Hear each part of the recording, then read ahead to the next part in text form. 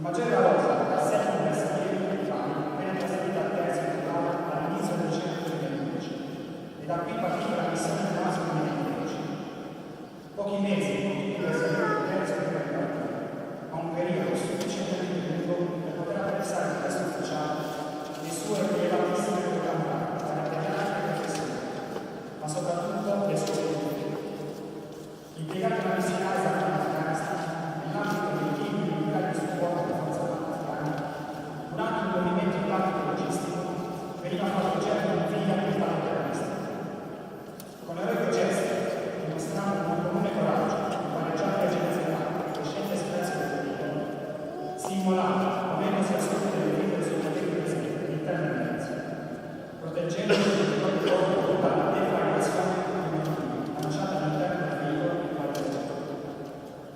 possa il suo coraggio e il suo esempio come sempre forza del nostro animo di soldati, capace di onorare sempre e ovunque la nostra patria, anche a costo della vita, così come da giornata passato.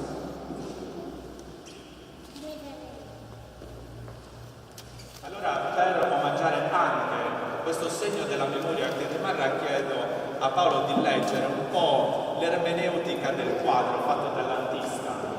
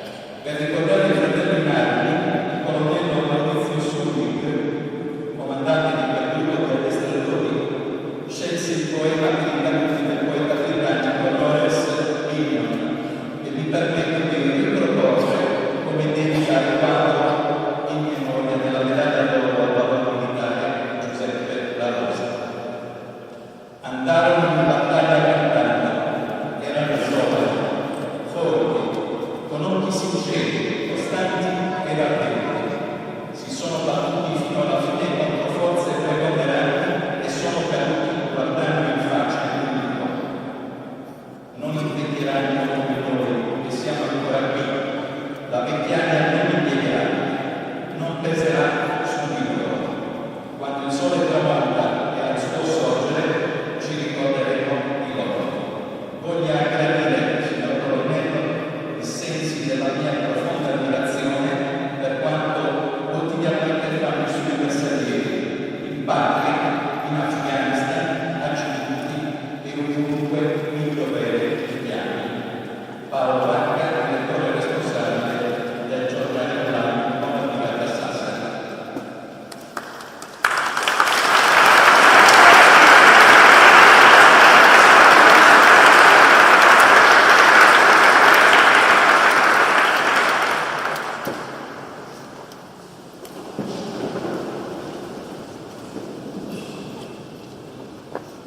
Preghiera del Presidente.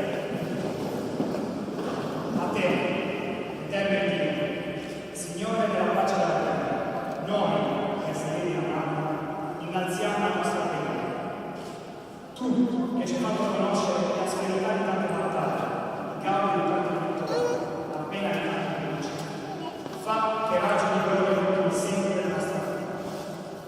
Fa che la terra tremi sotto i nostri piedi di voce, i nostri occhi mai vedono la vita nostra vita, mai vedranno la vita.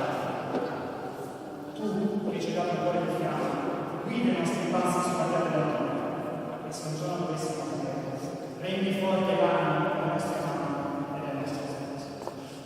Benedici, Signore, le prime che ci chiamavano nel secolo passato. Benedici i nostri cuori, parte della barca santa. Benedici coloro che la luce all'occhio portano sul campo restato. Benedici l'Italia e gli italiani, tutti gli italiani. Ascolta, Dio potente, a viva voce chi sono te sia te. Veramente buona della sua preghiera. Grazie veramente di cuore, penso sia un grande segno di comunione all'interno della grande famiglia delle forze armate, che è la famiglia del Signore. Il Signore sia con voi.